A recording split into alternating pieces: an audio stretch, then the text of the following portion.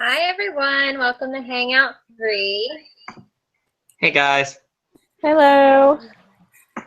Gonna start by showing you guys my tool. First, I'll show you a little slideshow about it. It is called Apollo, and when I was looking it up, a lot of them came up like about gods and different things because of Apollo, and I had to specify a little bit more. So basically, Apollo is an interactive learning resource for students and teachers designed for use in the modern classroom. Different uses of Apollo in the classroom are that teachers can build or upload different lessons that include rich content that's a little bit more interactive, like videos and links and music, and then also quizzes that the students can do during the lesson in the classroom. So basically the students log on and then they automatically are following along with the teacher during the class, and the teacher has hand control of the lesson, but she can hand it off to the students at any time, so that helps to keep them interested. And they also have live quizzes during the lessons, during the classes, that the teacher can include in the lesson for the students to interact with for that as well, and just make sure they're on track, and even ask questions through a back channel.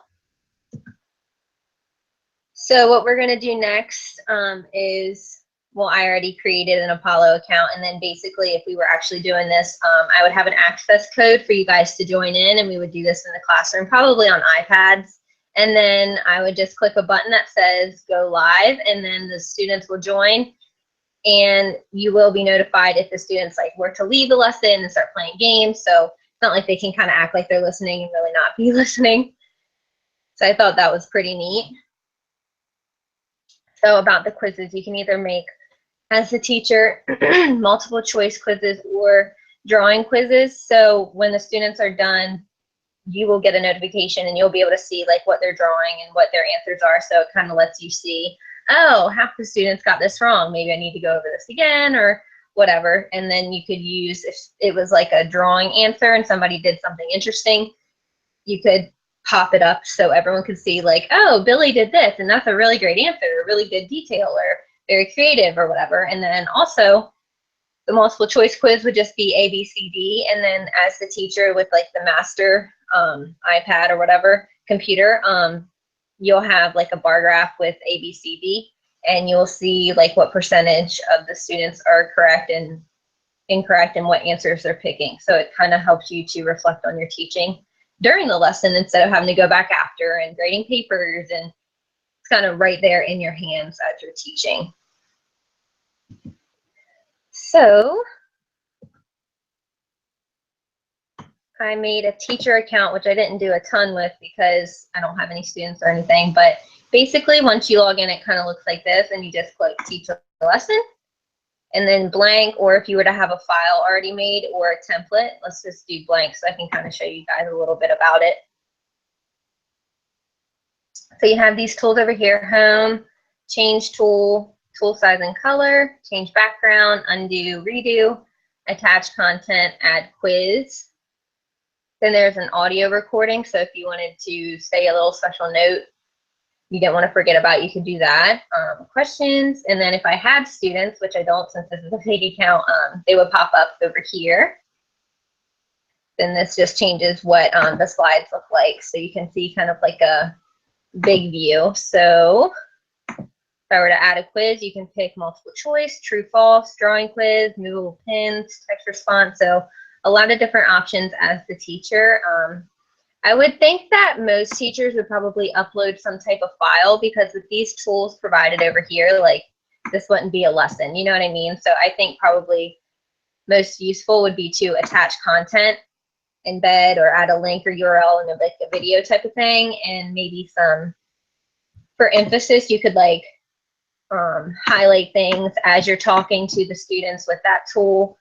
But I really like the quizzes and how the students are engaged during the lesson instead of just sitting in their seats. So that's basically it with Apollo.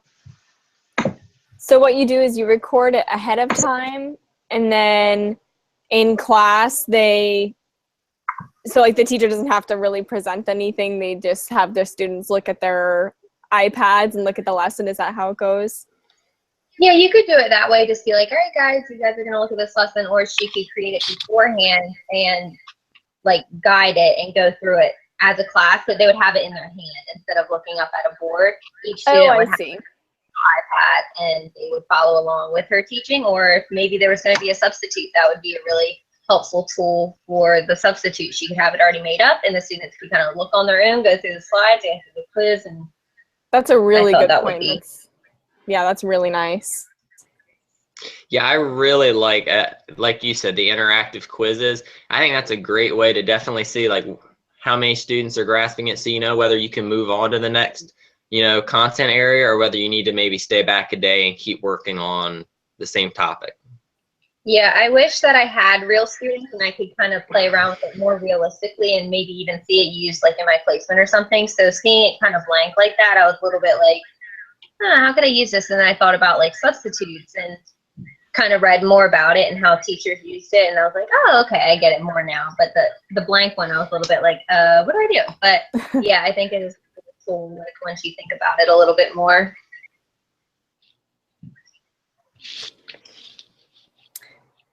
Definitely. All right. I'll go next if everyone's done. All right.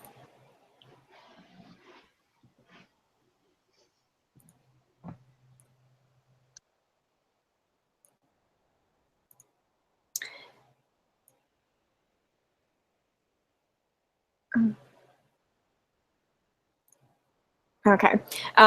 Mine, I pronounce it Newsella. If you break it down, it's News ELA. I think it's Newsella though. And it's a daily news for learning reader. So we'll dig into it a little bit more. Basically, it's a website with news articles, updated news articles that help build reading comprehension with different leveled assessments and readings for the students. Each article has 5 different level readings, and I think we'll talk about that later on, but I think that's it's really awesome that there are different reading levels for the same article. Students can monitor their own progress and the teachers can monitor it as well. And there are also quizzes and writing prompts that go along with every article. And the teachers can have the students do that and the teachers can review it, see how well they are reading and if they're actually understanding it all. And if you have a higher level reading article, then your quizzes will adapt to that higher level. And the pro educators, you do have to actually be a teacher to be in the pro educators. And if you are, then you can customize your prompts and your quizzes. Unfortunately, I wasn't able to do that, but I'll show you later on. So some critical uses. It engages students with primary sources and articles from all around the world, really recent articles, and it keeps them up to date. It kind of shows them the neat thing about learning and reading news. And like I said, teachers can monitor reading levels and monitor how their students are doing. And it's really nice because it also helps accomplish reading goals of the school, of the district, whatever it may be. You can customize it if you are the teacher and have that pro educator section. And I thought it was really neat that the whole class can read an article and discuss it, no matter what kind of reading level they're at. If they're at a reading level 2 and someone else is on a 5, they can be reading the same article and everyone can come together at the end and discuss it in class. I thought that was a really neat concept. So some things I thought about it. Every student has their virtual binder, in which I'll show you later on. The teachers can assign articles to them and they'll place it in the student binder so that the students can go in and look at it and see what they need to read. Like I said, the downfall of it is only teachers with a pro license can have access to the students' reading results or changing the quizzes and prompts. Articles are only available in English and Spanish, which can deter some students. Mostly in America, students are English and Spanish, so that's okay, but it would be nice if there were other languages as well. And there's a lot of tutorials and instructions on how to link your class with Newsela or just how to use it, which I thought was really great because I needed that. So let's go take a look at it. This is the home page of it. I'm already logged in. You just have to create an account, and you can create it as a parent, a student, or a teacher. Because I'm not an official teacher, I just put parent. So this is it, and you can already see that there are news articles on here, and these little hearts, that means how many people liked that article. So you can see this one's a really popular one compared to this one. I mean, it's still pretty popular. And if we go up to here in our library, it has different sections that we can look at. And then we have our newer sections that these ones update pretty regularly, but these ones are pretty consistent. And then we have our news. These ones are just different kind of sections, and they're also updated daily. And then if you liked any, like I liked one to show you, then it'll show all the ones that you liked. And then you can also make a text set. And a text set is I kind of related it to a Pinterest board almost. You can gather a selection of articles and make them into one big group. Like this one, for example, is all about Black Lives Matter. This one is all about the presidential debate 2016. So I made one, your text sets, about science is cool.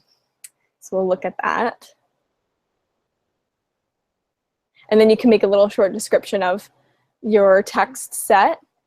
And then I put 3 articles in, and so we'll dig into this one a little deeper. Oh, where'd it go? So let's go back to that.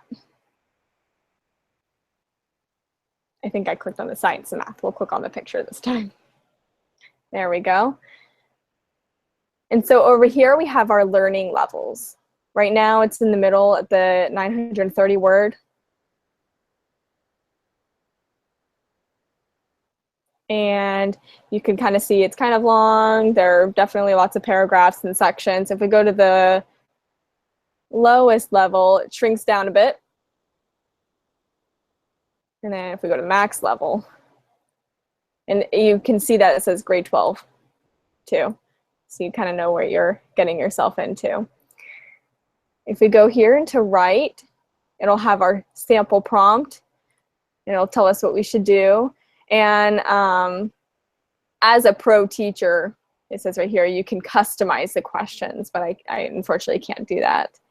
And then your quiz also, you can answer your quiz, which paragraph, so you would click a paragraph, or which selection, you pick a selection. It won't tell me if my answers are right or wrong because I'm not a teacher pro. But that's how you would do that, and you can customize those as well. And then here is where the binder is.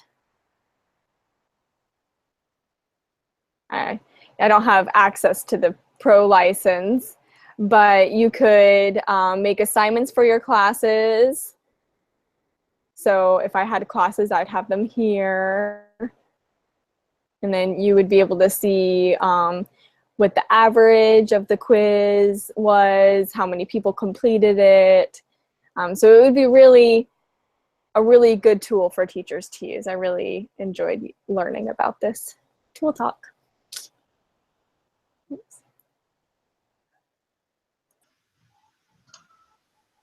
Yeah, I really like this. I kind of looked into this website and, a little bit before picking my 2, but I really like it, because it's just like Caitlin's. Everything can be done on like the one website. You can find out like the kids' knowledge on what they read, and just like Caitlin said for hers, it's really like a great substitute tool. Instead of having to print out papers and copies and all that, just everything can be done online, which is great. Exactly, which, I mean, definitely the classrooms are turning more into online, so it's really nice. I loved it too. Like, I really thought that it was awesome just getting kids more involved with the news today. Like, I just feel like kids don't really know much about what's going on right now. They're just kind of like watching SpongeBob, but that's like more of an educational way, like not just in school, but just like life, which I think is really important. Yeah, they're not just reading fictional stories, and that's how they're getting their learning in, or they're reading, and they can actually read real stories about real life events. I think it's really neat. Oh yeah. And with the different levels, there's or in one classroom, multiple people can read different levels. It's not just like one article for one classroom when someone could be at a higher reading level than someone else. Definitely. It's very accommodating, which is really nice. Okay. Are you done, Maddie? I am. Thank you. Okay, cool. I guess I'll go next.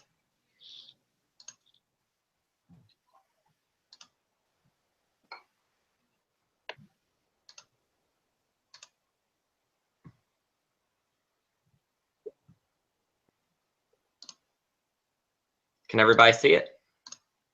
Yes. Okay, cool. So I did 2 tools this week. The first one is the Book Wizard. It's through Scholastic, which first of all, I like just to begin with, because I think Scholastic is a great thing to use in the classroom with the kids, because, you know, first, it just allows students to, you know, find books that they like to read. It's a really great way to, you know, create your own classroom library. And again, you know, finding interest. Kids can go through, you know, they always hand out the little magazines, or obviously it's online as well. So you can always have kids and students in your class, you know, say, oh, I like these books. So you can order them and have them available in the classroom. But for the Book Wizard, the first thing you do is you can create your own book list. And I will show you mine once it loads. But once you create your book list, you can compile a whole set of books into one list.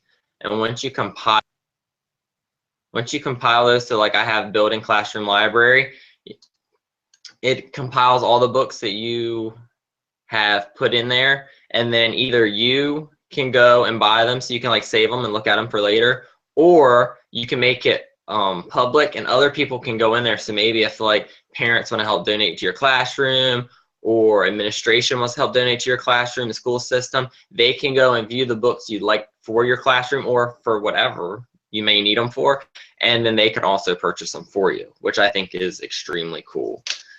And obviously it is available to tons of different types of books. So there's 3 different ways to search on here. First thing you can do is you can search all books. And it's developed by grade level, guided reading. Like there's different Dr. Seuss. Who doesn't like Dr. Seuss? And when you look up Dr. Seuss, tons of different things come up. You have books about Dr. Seuss written by other people. Then you also have the books that he's authored. So once you get here, as you can see, you can hit the add to book list right here, and then that'll put it to whatever list that you wish to add it onto. And obviously there are pages and pages of Dr. Seuss related books as well. And you can look up anything for that matter. It doesn't just have to be Dr. Seuss. It can be, you know, any type of topic. So let's pick one of Dr. Seuss's books. I'm going to look up the Foot Book. And on this part, this looks up similar books that you're looking for. So if I'm looking up the Foot Book, let's Google, let's hit search. And you can see there's 2 different books with that title. So I want to match the Dr. Seuss one. And once you get to here, it looks up what the grade level for the Foot Book is. So that is a 1.1. So that's a kindergarten, 1st grade level, and the interest level obviously K to 2.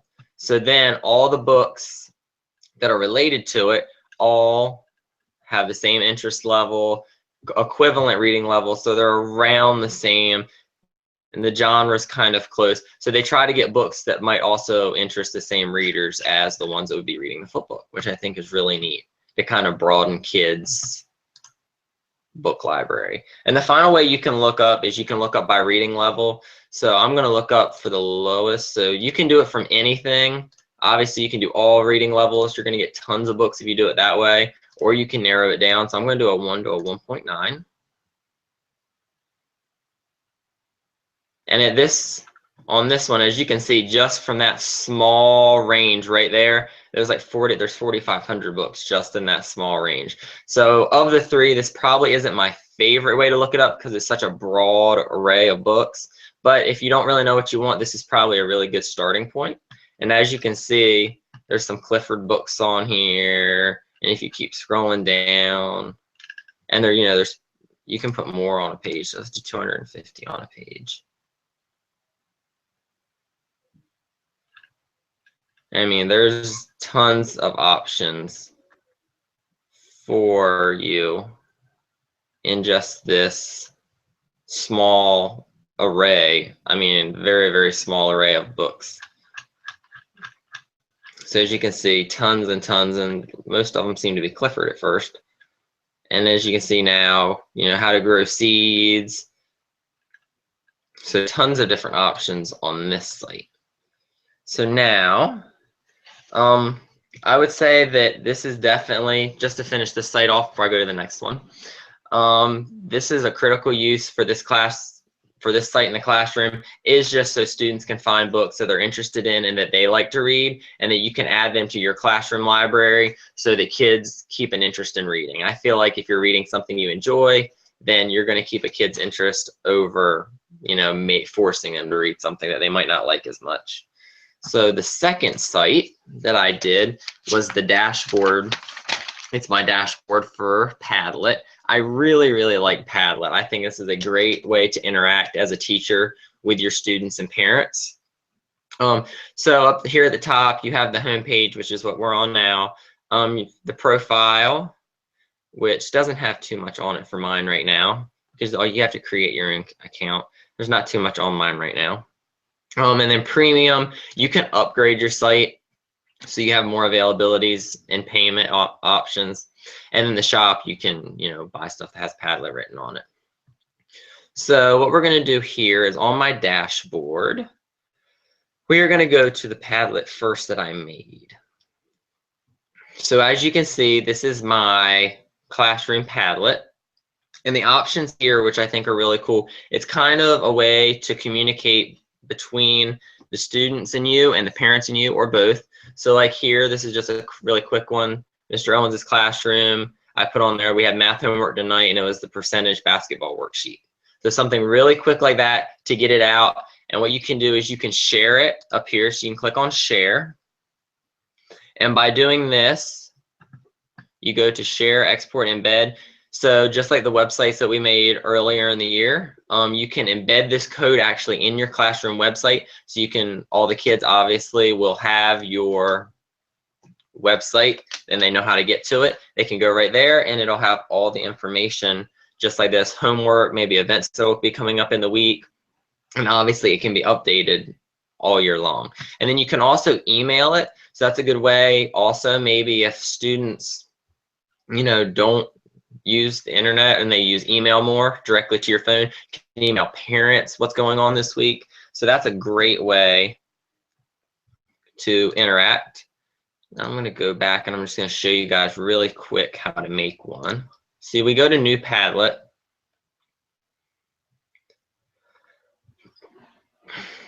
And as you can see, this pops up over here at the side. You can title your Padlet. So let's just title it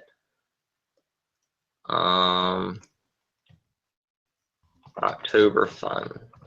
And this could be for the whole month of October in your classroom. You can make a description. So all fun happening, like that, or you can go a little bit more elaborate. Then you can pick your layout. So freeform I kind of like better because you can put stuff wherever you wish. And then there's tons of backdrop options, as you can see. So let's go, I'm going to go with orange for the month of October. And then the themes, you're not allowed to do that unless you have the premium package. And then you can always pick different icons up here at the top. as your little home screen. And look, they had a little pumpkin. Go with that. And then you can also tag other people in it. We'll go to next. And you can make this private or public with a password protection, all those different things. I'm going to keep it private for now. Other contributors, you can add other people into this when you sign up. Other people that used it, maybe let's say if you're teaching 4th grade and the whole 4th grade team of teachers wants to use the same one, you could add their emails in here and you can all contribute to the same Padlet, which I think is neat, especially if you're switching classrooms. So all the students in the grade have each teacher. They can all contribute kind of more good.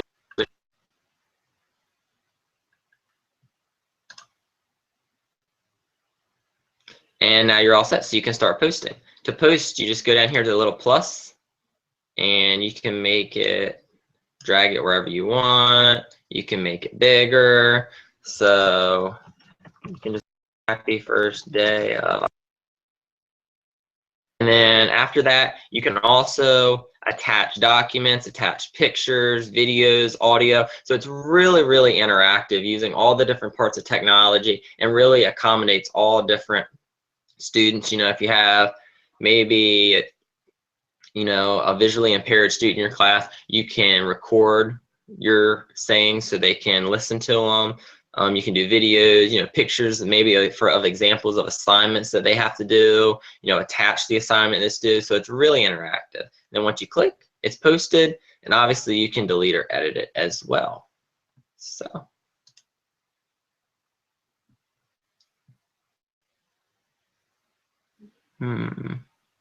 I love your idea of adding it to our website. I think that would be a really good either student resource or parent resource for that assignment, and also in a real future classroom too. I really liked that. I thought it was a cute little way to, it's better than just like sending home a calendar, I think. But for the students who don't have computers at home, they might feel a little bit left out. That's always an issue with incorporating technology. But I think within a few years, hopefully, if not all, students have a computer. Well, and that's the great thing. And that's the great thing. Like, if maybe a student doesn't have a computer, you can always type everything up on there and then print it out. Screenshot it, print it out, and then hand it to the student. So they're still able to access it. That's a good idea. With the Scholastics quick search, I think it was called. I really like how they have the, like, you may like this book, like on the bottom after you look up a book. Because whenever I'm looking at something, I always like to look at the other things that are similar to it. So that was a really neat aspect to it. I do like that because, if one thing sparks your interest and you want that, but maybe you haven't explored other options, that kind of maybe points you in the way you think. Okay, I'm all done. Thank you, guys. Okay, so I guess it's my turn.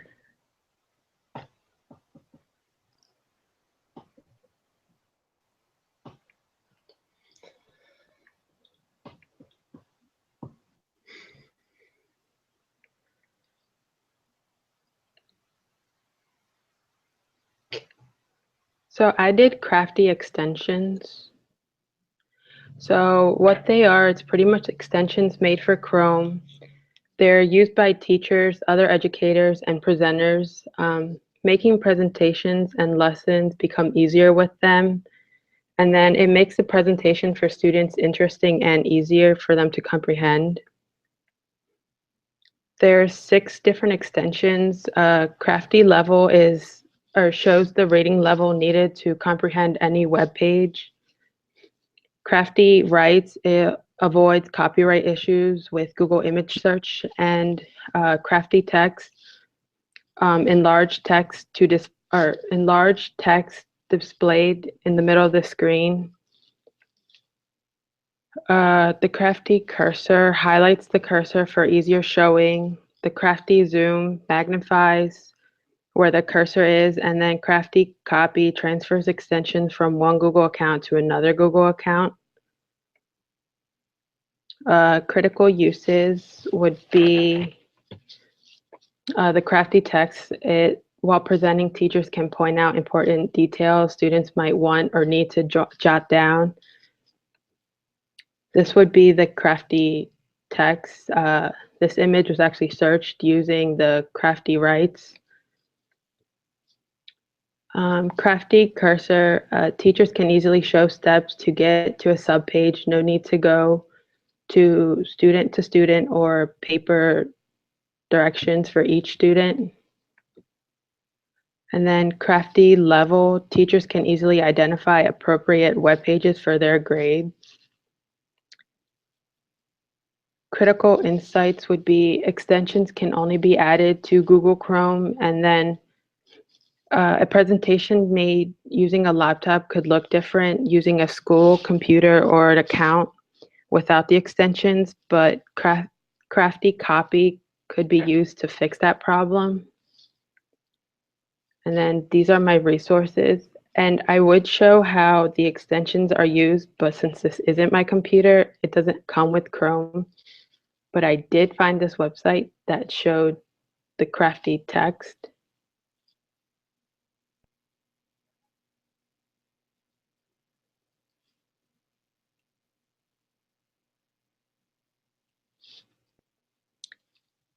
And the Crafty rights.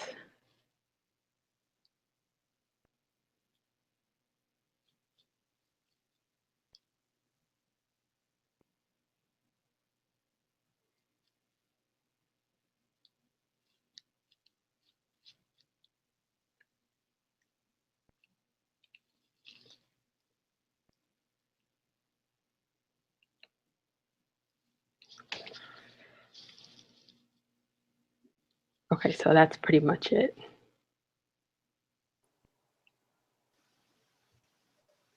Is that extension just like a free thing that you can download if you already have Chrome?